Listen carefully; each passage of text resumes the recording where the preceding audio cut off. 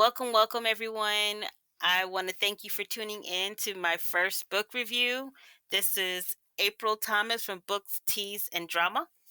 So, just a little bit about myself. I also have a company called Greenleaf Health, where we sell natural products, natural skincare. We're focused on health. We're actually going to be pivoting a little bit and focusing on diabetic health. So, I also write books, and I'm a mom, and I like to talk about different things, such as the Shanquilla case and other cases that are happening around the world. So right now, today, our focus is books, and this is, my first book review, and the book that I've reviewed is called Bishop and the First Lady, Pimping in the Pulpit. So this book was fantastic. I love the story. The story was great. I enjoyed it. I sat down. Once I was able to settle down, I was able to read the whole book in one day. So for anybody who's like, oh, you just want a quick read, this is it. Like, you get everything in there. It's three parts to this book, or to this story. So I read the first one. There's book two, and book three is already out. And you will enjoy it. So, okay, so the main character, her name is Kenna. I'm assuming her name is Kenna Ricks. She's 16 years old, and the book starts out with a bang. So she's 16 years old, and she ended up, she's in the ER, and she's fighting for her life. She's beaten, she's been SA'd, and she is, she is just, and she's pregnant. She's just trying to survive at this point. They put her in a coma, and the doctors are literally just fighting to save this child's life. And they got a ton of questions for these parents. Now, let me tell you about the parents. The father pisses me off. Oh my gosh, I want to punch him in his face. I'm sorry, guys. I woke up this morning and I chose violence. And that's probably why maybe reading this book this morning didn't help, because I chose violence. Um, the father, his daughter, just imagine his daughter is laying us on this bed, 16 years old, beaten within an inch of her life. She's fighting, she's in a coma, and she's pregnant. And your concern is, how's she going to complete school? Now, granted, this girl is brilliant. She's going to be in this book. She's going to be the seventh person to graduate high school early and go on to college in their state, which is a huge accomplishment. That's wonderful.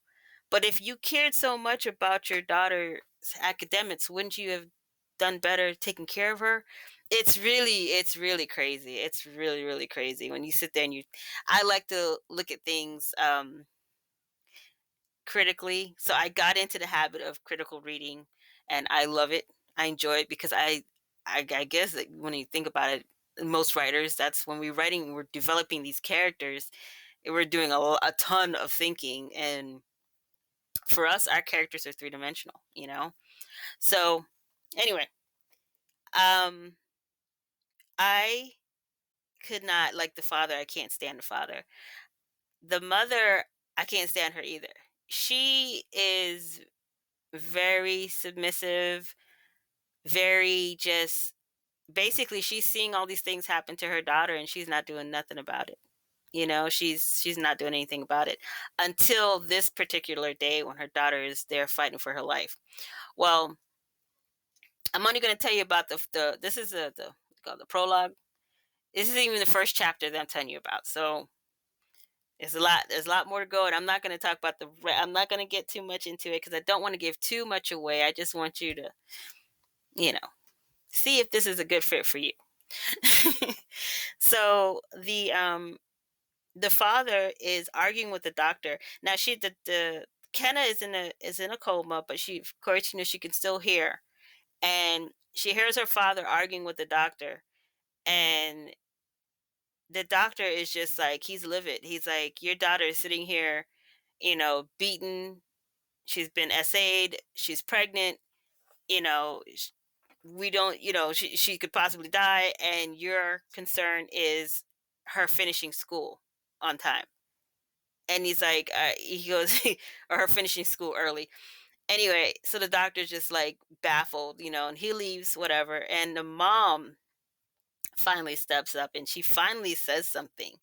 But she finally steps up and she gets in the father's face. They kind of have a tussle, and she's angry. She's justifiably angry. But to me, still not enough. It should never have gotten to this point. She should have stepped in a lot earlier.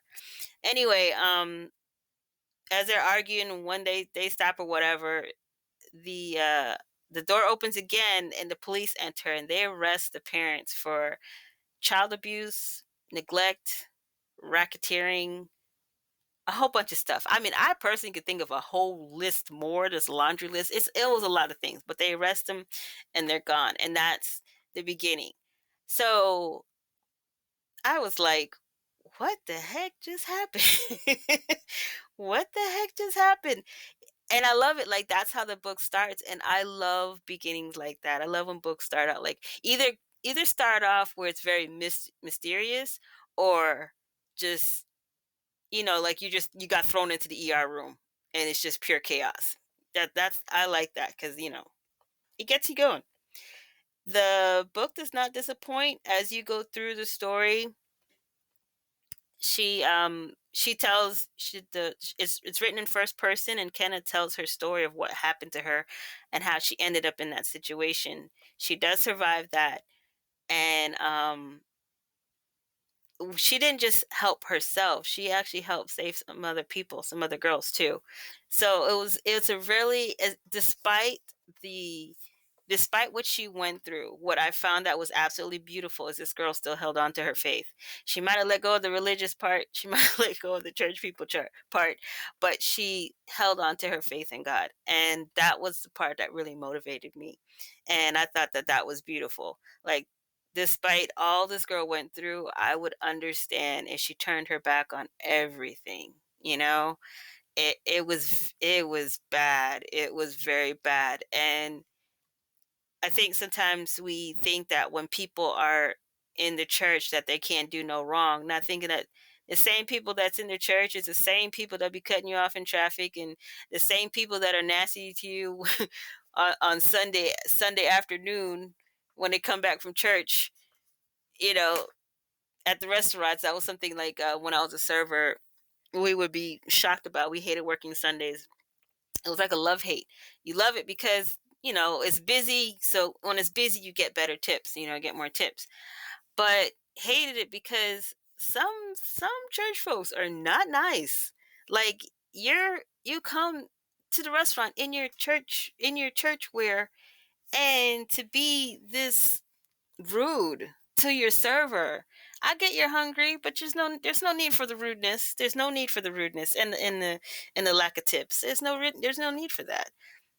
So I really like this book because it touched on a lot of different things, but it really, like, now, did I think like this situation? I haven't heard of a situation like this happening.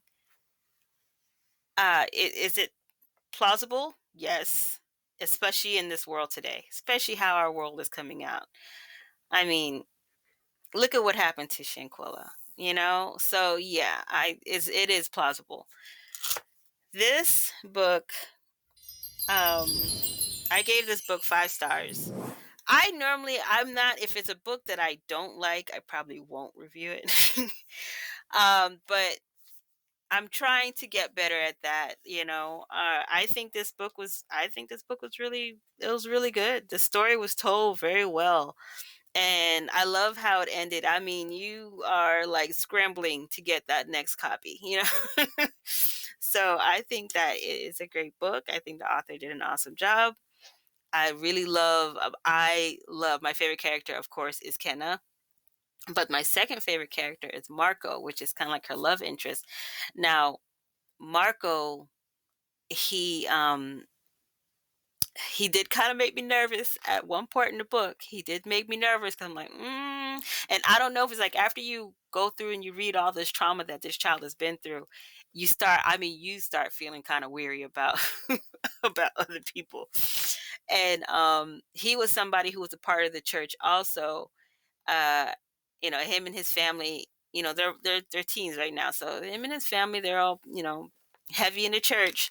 His father was also a deacon in the church, and I won't lie, at one point where certain things were happening, I was wondering about him.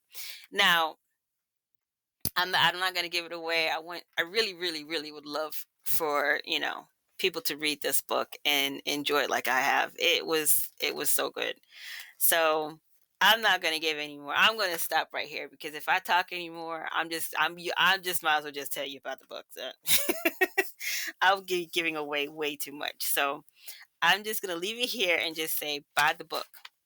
Buy the book. Might as well just go ahead and just get all three. Just do that. um, it was a great read. I had a lot of fun, and I hope that you enjoyed my first book review. I look forward to coming back with my second book review. If you're interested in me reviewing your book, and just send me a message, drop a link to your book. If I'm able to, I will. If you want to email me, you can email me at April, April, at aprilathomas.com. You can also check out my website, and I got some new merchandise up there, and also I have my books on there, mainly my audiobooks. I'm trying to start my own audio book platform, and I think every author should have their own platform to sell their books that doesn't depend on the other systems, just in case they decide, oh, for example, they may say, okay, we're taking down any books that has, they're banning authors left and right. I'm not saying that Amazon would ever do this, but, if you really want to, we work hard on what we do, so I think that each author should have their own platform. Anyway, I hope you enjoyed the review, and I look forward to talking to you next time. Bye bye.